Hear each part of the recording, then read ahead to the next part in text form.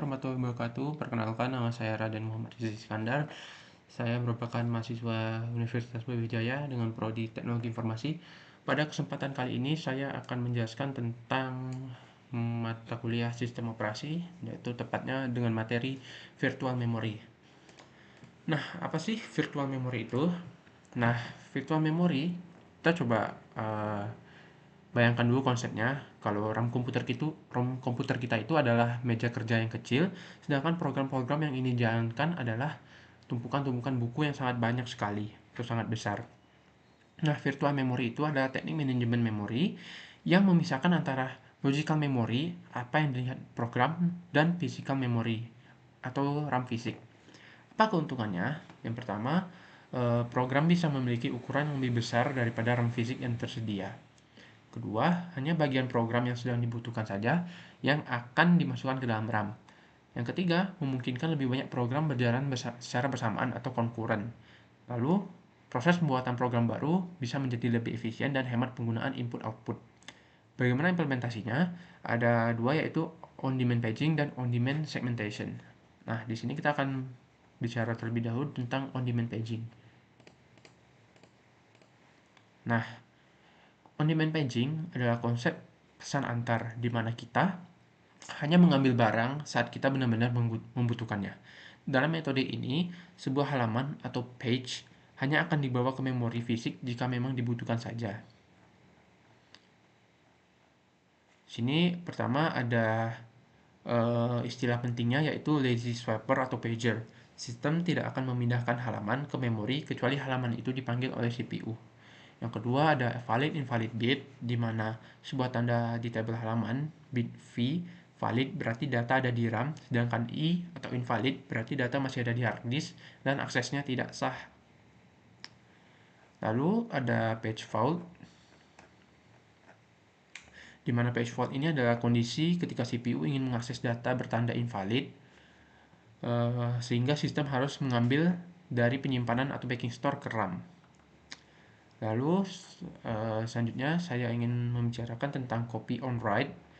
Nah, copy on write ini adalah penjelasan sederhananya adalah teknik berbagi dulu salin nanti. Ini adalah cara efisien saat sebuah proses induk menciptakan anak proses.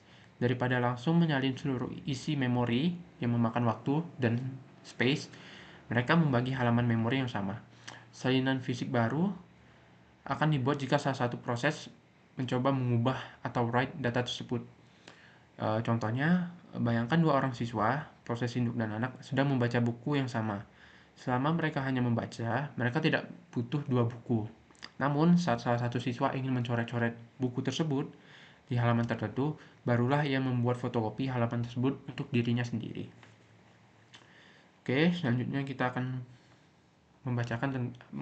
saya akan menjelaskan tentang page replacement. Nah, page replacement ini adalah konsep pertukaran pemain.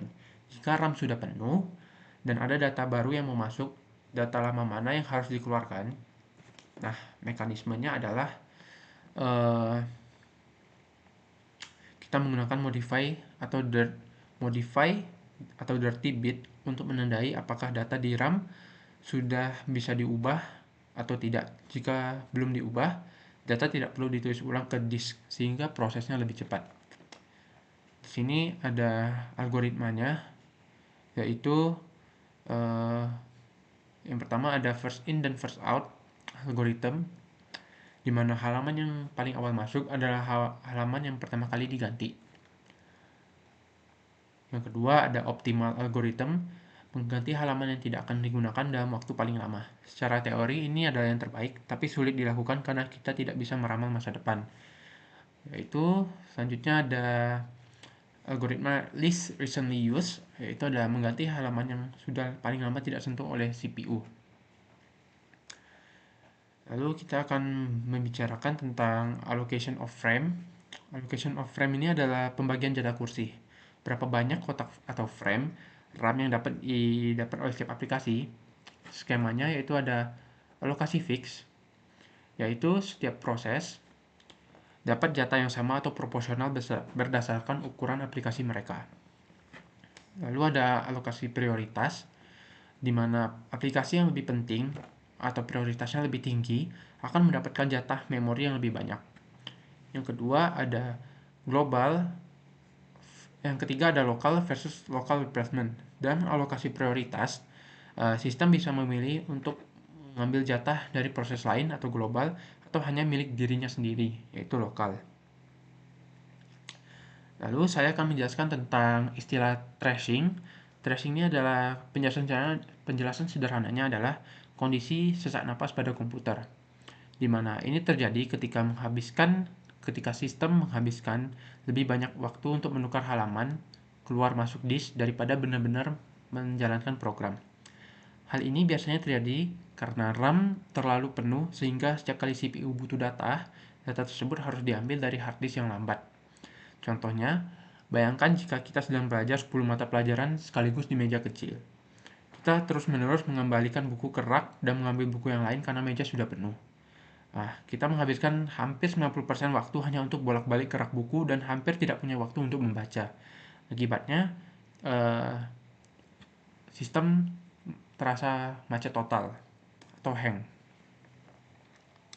Selanjutnya, kita akan membicarakan tentang memory map file. Penjelasan sederhananya adalah ini adalah teknik yang memperlakukan file di hard disk seolah-olah sudah ada di dalam RAM.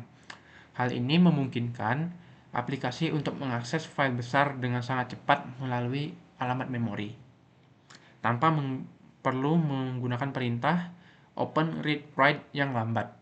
Contohnya, seperti memasang cermin ajaib di meja kerja kita yang memantulkan isi gudang. Kita bisa melihat dan mengubah isi gudang langsung dari pantulan cermin tanpa harus bolak-balik ke gudang setiap saat. Bahasa mudahnya seperti itu ya. Lalu kita akan membicarakan tentang allocating kernel memory. Penjelasannya yaitu kernel atau otak sistem operasi butuh perlakuan istimewa dalam pengelolaan memori. Nah, berbeda dengan aplikasi biasa, kernel seringkali membutuhkan memori dalam blok yang berurutan dan efisien agar kinerjanya sangat cepat. Teknik yang sering dilakukan adalah body system atau slab allocation. Contohnya, seperti area parkir khusus VIP di gedung. Nah, jika aplikasi biasa parkir di mana saja yang kosong, kernel punya area khusus yang sudah disekat-sekat dengan ukuran pas untuk berbagai jenis kendaraan, agar sistem tidak ada ruang yang terbuang sia-sia. Lalu yang terakhir saya akan menjelaskan tentang operating system example. Penjelasan sederhananya adalah bagaimana sistem operasi nyata menerapkan virtual memory. Nah, contohnya yang pertama ada di Windows, yaitu menggunakan file tersembunyi di hard disk yang disebut pagefile.sys, atau kita bisa melihatnya di pengaturan di bagian virtual memory settings. Selanjutnya, jika di Linux biasanya menyediakan partisi khusus di hard disk yang disebut swap partition atau menggunakan swap file untuk membantu RAM saat beban kerja sangat berat. Oke, setelah penjelasan saya tadi, dapat disimpulkan bahwa virtual memory sangat penting agar kita bisa menjalankan banyak aplikasi berat sekaligus meskipun kita memiliki RAM yang sangat terbatas. Oke, jadi mungkin segitu saja penjelasan dari saya. Mohon maaf jika banyak salah kata. Semoga mudah dipahami dan sampai jumpa di kesempatan berikutnya.